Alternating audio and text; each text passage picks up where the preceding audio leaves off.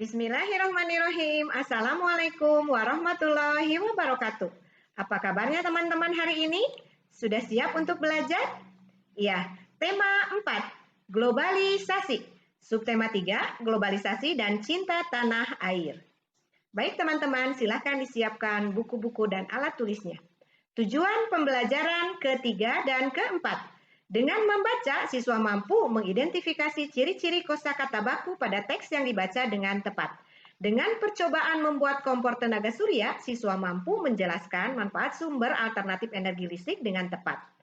Setelah membaca teks, siswa mampu mengidentifikasi kalimat efektif dari teks eksplanasi yang dibaca dengan benar. Setelah berdiskusi, siswa mampu mengidentifikasi pentingnya cinta produk Indonesia untuk meningkatkan perekonomian bangsa dengan terperinci. Baik teman-teman, kita ke materi yang pertama. Cermati teks eksplanasi berikut ini. Teknologi hijau di era globalisasi. Teknologi dan lingkungan merupakan dua hal penting dalam kegiatan manusia. Pada era globalisasi ini, kedua hal tersebut menjadi perhatian dan pembicaraan masyarakat dunia karena saling terkait dan menentukan keberlangsungan hidup manusia. Disadari atau tidak, kita sering mengabaikan masalah lingkungan. Persoalan lingkungan akibat proses teknologi sudah menjadi masalah yang mendunia. Ya, berikutnya teman-teman, teknologi hijau adalah salah satu jawaban untuk permasalahan ini. Teknologi hijau yang terus dibicarakan saat ini adalah pembangkit listrik tenaga surya atau PLTS. Nah, ini ada titik-titik yang harus diisi ya teman-teman. Fakta membuktikan bahwa permasalahan lingkungan semakin lama semakin memburuk. Oleh sebab itu, harus dicari cara untuk mengatasinya. Salah satunya dengan mengembangkan teknologi yang ramah lingkungan. Lengkapi teks eksplanasi tersebut sehingga menjadi satu teks yang utuh di halaman 114 Bahasa Indonesia. Silahkan dikerjakan. Baik teman-teman, perhatikan penggunaan kosakata baku dan kalimat efektif pada tulisanmu, halaman 115 muatan Bahasa Indonesia. Ingat kembali ciri-ciri dari teks eksplanasi. Paragraf pertama, pernyataan umum dari topik masalah yang akan disajikan. Paragraf kedua, deret penjelas berisi fakta, pembuktian, proses dari masalah yang disajikan secara berurut dan sistematis. Paragraf ketiga, simpulan dan pesan atau kesan penulis tentang topik tersebut. Kamu dapat menggunakan informasi dari teks eksplanasi pada pembelajaran ke-1 sebagai sumber informasi. Iya, boleh dibuka lagi buku pembelajaran yang pertama. Nah, sekarang mengapa kita tidak mencoba untuk membuat kompor tenaga surya? Iya, bukankah negara kita cukup merata limpahan sinar mataharinya? Meskipun tidak bisa menggantikan sepenuhnya energi minyak dan gas bumi, setidaknya bisa menghemat dan mengurangi konsumsi minyak atau gas. Lakukan percobaan ini dalam kelompok besar, diskusikan dan buat kesepakatan tentang pembagian tugasnya. Siapkan alat dan bahan secara mandiri dan bekerja samalah dengan sebuah anggota kelompok, terutama dengan kerjasama yang baik dan sikap saling menghargai akan mendapatkan hasil yang memuaskan.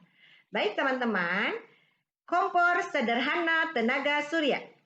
Bahan dan alat. Yang pertama, 2 kotak berbahan kayu atau triplex yang berbeda ukuran dengan selisih sekitar 1 inci di setiap sisinya. Kemudian koran atau sobekan kertas. Kemudian kertas konstruksi berwarna hitam. Kemudian 4 lembar kardus. Kemudian pisau atau cutter tebal ya.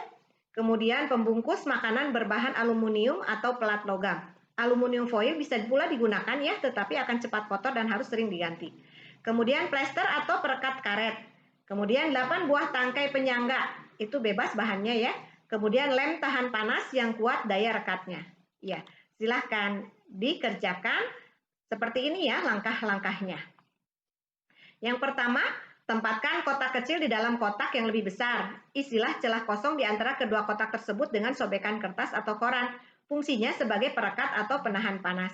Yang kedua, alasi sisi bagian dalam kotak kecil dengan kertas konstruksi hitam. Hal ini akan menambah tingkat panas ya. Nah teman-teman, ini kotaknya ada 2 ya. Yang kotak yang lebih besar itu adalah di luar.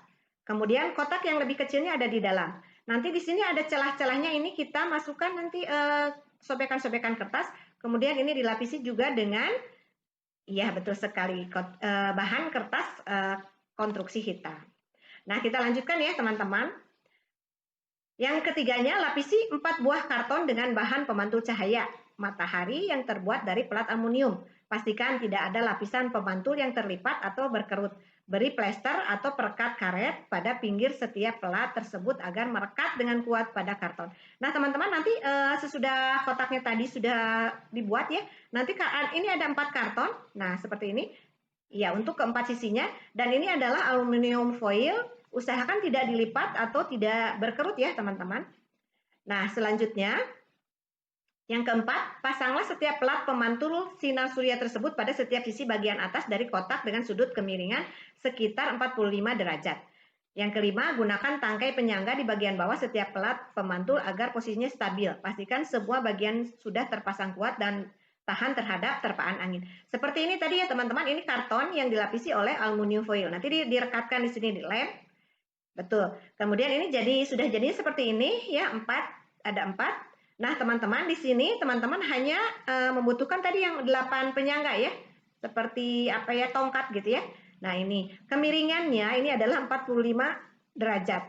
Seperti itu supaya nanti sinar mataharinya masuk ke sini ya, ke lempengan-lempengan karton yang dilapisi aluminium. Baik. Iya, kita lanjutkan ya, teman-teman. Yang keenam, taruhlah panci makanan dalam kotak. Tempatkan oven tenaga surya ini di tempat yang terpapar cahaya matahari langsung di waktu terik siang hari. Iya. Kemudian nomor 7, ujilah kompor tenaga surya buatan kalian. Dan nomor 8-nya, tuliskan laporan hasil percobaan di halaman 118 muatannya IPA. Nah, seperti ini ya teman-teman. Nah, nanti ini ada penyangganya. Ini kalau dilihat dari atas, kemudian di sini ada panci. Iya, atau wadah yang biasa buat memasak. Boleh ya, panci kecil atau mangkok kecil yang terbuat dari aluminium yang mudah panas. Baik teman-teman, sekarang kita buat laporannya ya. Nah, nama percobaan adalah kompor sederhana tenaga surya. Tujuan percobaannya membuktikan tenaga surya sebagai sumber energi alternatif. Alat dan bahannya seperti tadi ya teman-teman. Tinggal disalin saja, dipindahkan. Kemudian langkah kerjanya teman-teman tuliskan juga dari langkah-langkahnya dari yang pertama sampai ke yang ke-7. Kemudian kesimpulannya adalah kompor tenaga surya bisa berfungsi pada siang hari saat cahaya matahari terik ya. Jadi kalau pagi-pagi terlalu pagi sebelum mataharinya panas itu biasanya sekitar jam 10 sampai jam 2 mungkin ya kalau cuacanya sangat terik. Baik teman-teman, silahkan boleh dicoba ya di rumah, boleh dibantu oleh mama, papa atau siapa selain dengan teman-teman. Baik, kita lanjutkan ya teman-teman.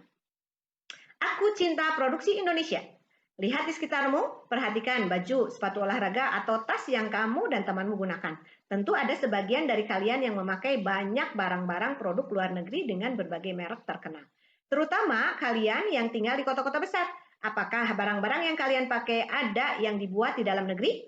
Banyak loh baju-baju, sepatu-sepatu, atau tas-tas produksi dalam negeri yang kualitasnya sama, bahkan lebih baik dari barang sejenis produksi luar negeri. Globalisasi membawa kemudahan dalam pertukaran produk. Kemajuan teknologi memotong berbagai biaya yang dibutuhkan dalam pengiriman produk ke negeri lain. Dahulu, untuk melindungi produk dalam negerinya dari serbuan produk negara lain, pemerintah memberlakukan pajak yang tinggi untuk produk impor. Oleh karena itu, dahulu produk impor tidak terjangkau oleh masyarakat luas. Harganya mahal, hanya segelintir masyarakat yang mampu membelinya. Di era globalisasi, tuntutan perdagangan bebas antar negara mengecilkan kemungkinan untuk memberlakukan pajak yang tinggi. Akibatnya, produk dalam negeri harus rela bersaing dengan berbagai merek produk luar negeri. Ya teman-teman, memang kalau dulu jarang sekali ya produk-produk luar negeri. Siapa yang dirugikan jika produk luar negeri lebih diminati oleh masyarakat? Tentunya para pengrajin kreatif dari berbagai pelosok negeri. Teman, kerabat, saudara, atau mungkin orang tua kita sendiri dapat menjadi pengrajin yang merugi. Siapa yang dapat memelihara kelangsungan produk dalam negeri? Tentu hanya kita, sang anak negeri. Sudah sepatutnya kita menghargai kreativitas saudara sendiri. Sehingga ketika suatu hari kamu berbelanja di toko sepatu dan dihadapkan pada pilihan sepatu buatan Indonesia atau sepatu buatan Amerika, mana yang akan kamu beli? Hanya anak Indonesia yang cinta produksi Indonesia yang akan memilih sepatu produksi dalam negeri. Iya.